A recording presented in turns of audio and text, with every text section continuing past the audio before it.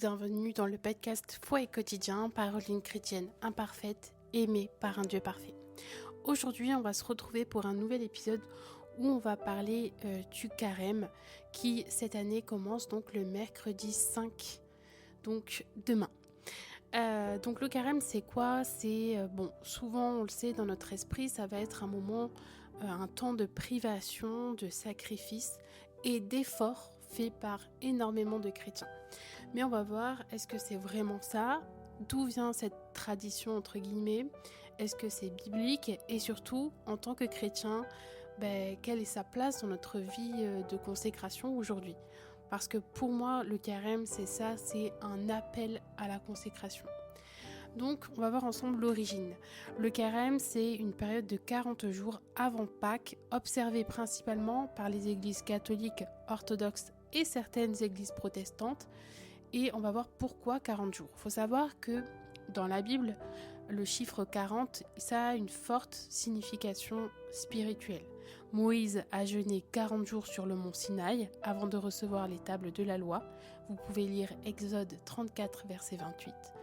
Élie a marché 40 jours dans le désert pour rencontrer Dieu à l'Horeb.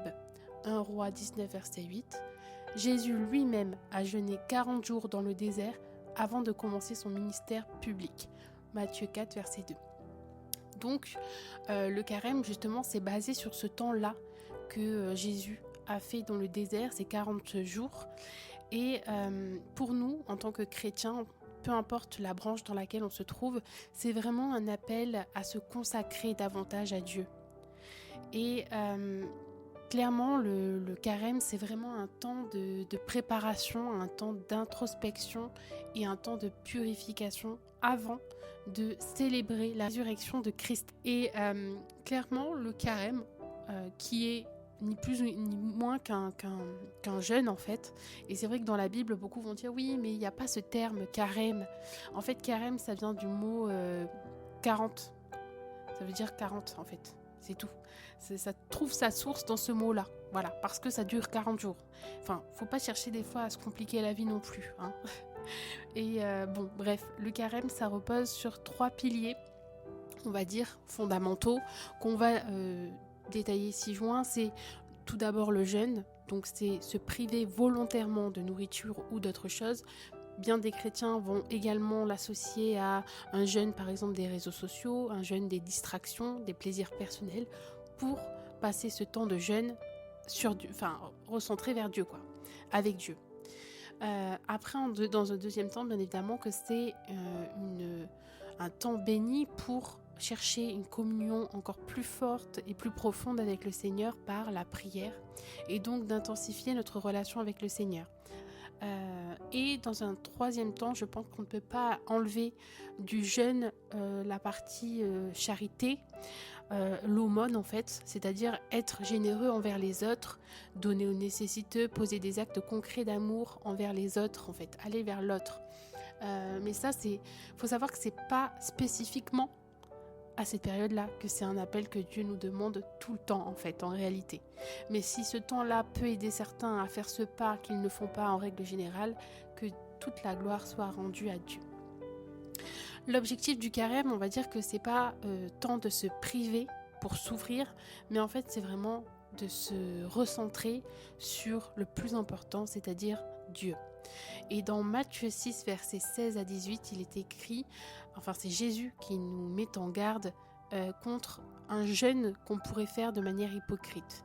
Et il dit, quand vous jeûnez, ne prenez pas un air triste comme les hypocrites qui se rendent le visage tout défait pour montrer aux hommes qu'ils jeûnent. Mais toi, quand tu jeûnes, parfume ta tête et lave ton visage afin de ne pas montrer aux hommes que tu jeûnes, mais à ton Père qui est dans le secret. En fait, c'est vraiment cet acte de carême, de jeûne, c'est vraiment le fait de se tourner de tourner notre cœur vers Dieu. C'est pas une obligation qui vient de l'extérieur, c'est pas quelque chose qu'on nous impose. Et en fait, il y a beaucoup de gens qui ont un problème avec ça quand on parle de foi chrétienne, c'est parce que pour eux, leur Dieu ou leur vision de Dieu, c'est un Dieu qui te force à faire les choses. Mais nous, dans la foi chrétienne, c'est totalement différent. C'est-à-dire que nous, dans notre conception de la foi, en fait, on fait les choses parce qu'on aime Dieu et parce qu'on recherche Dieu et parce qu'on veut se rapprocher de lui. Voilà, on les fait par amour en fait. C'est là qu'il y a une petite différence entre certaines religions et la foi chrétienne.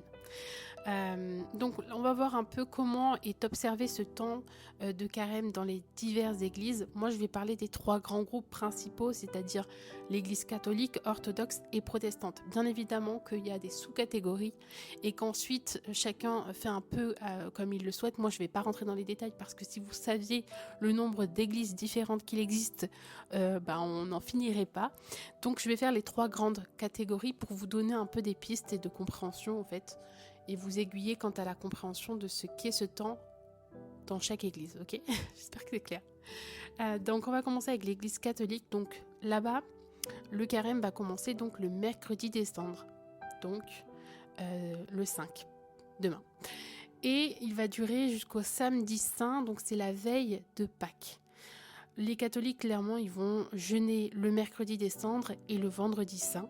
Donc, c'est-à-dire qu'ils vont soit se limiter à un repas léger et éviter la viande. Faut savoir que dans la foi catholique, c'est souvent le vendredi qui est jeûné, c'est-à-dire on ne mange pas de viande. Et c'est pour ça que beaucoup mangent du poisson le vendredi. Bref, ça c'était pour la pointe de savoir. Beaucoup vont choisir de se priver de choses également personnelles, donc de sucreries, d'écrans, de distractions. Voilà, et ça c'est un peu propre à tous les chrétiens qui vont faire un jeûne. Ensuite, vous avez donc l'église orthodoxe. Donc pour eux, le carême, il commence le lundi pur, entre guillemets, ce qu'on va appeler le lundi pur, et il va se terminer le samedi saint. Le jeûne orthodoxe, il est plus strict. C'est-à-dire que pas de viande, pas de produits laitiers, parfois pas d'huile, pas de vin. Certains jours, en fait, ça dépend. Voilà. Mais l'alimentation est plus stricte chez les orthodoxes que chez les catholiques. Enfin, les règles d'alimentation. Et pareil que pour tout chrétien, c'est vraiment un temps de purification. Et voilà, un temps où on va mettre à profit le temps qu'on ne passe pas à manger ou à faire d'autres plaisirs pour le réserver à plus de prières, plus de lecture biblique, plus de temps avec Dieu en fait. Dans les églises protestantes, c'est vrai que le carême en tant que tel n'est pas vraiment pratiqué, mais on va beaucoup parler, parce que vous savez que les chrétiens protestants s'appuient sur une règle qui est sola scriptura, c'est-à-dire seulement les écritures. Donc pour eux, tout ce qui n'est pas écrit dans les écritures n'est pas forcément à faire. C'est-à-dire que pour eux, comme il n'y a pas écrit carême dans la Bible, même dans la Bible il n'y a pas le mot Bible, bref, ils vont pas pratiquer le carême en tant que tel. Eux, ils vont jeûner. En fait, le carême, c'est rien de plus qu'un jeûne. Mais bon, c'est juste que ça tombe à une période précise et que ça dure 40 jours en commémoration aux 40 jours de Jésus dans le désert. Mais bref. Pareil, donc certains protestants vont choisir de jeûner. Et pareil, c'est vraiment un temps de consécration volontaire.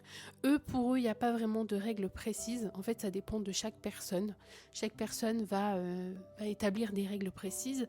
Parfois, il y a des jeûnes que l'Église entière va faire.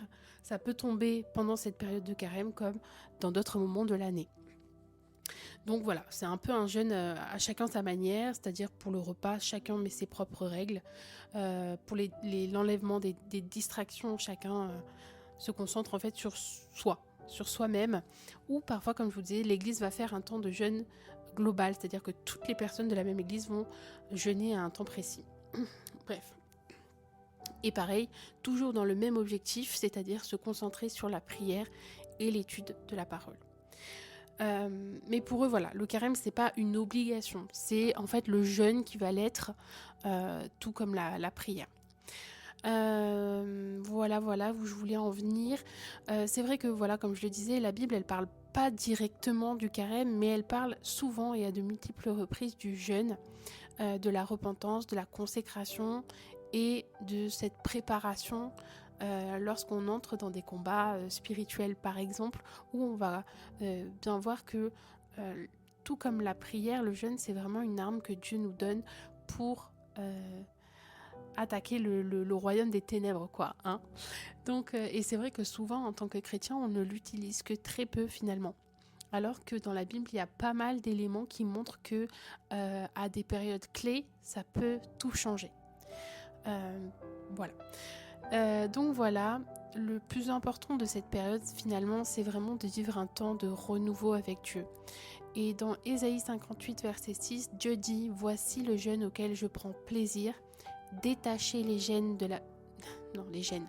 Les gênes, oui, mais les chaînes de la méchanceté, dénouer les liens de la servitude, renvoyer libres les opprimés et que l'on rompe toute espèce de joug. » Comme je l'ai dit, je ne sais pas si j'aurais déjà posté l'autre épisode ou pas, mais un joug, c'est quelque chose qui vous rend esclave.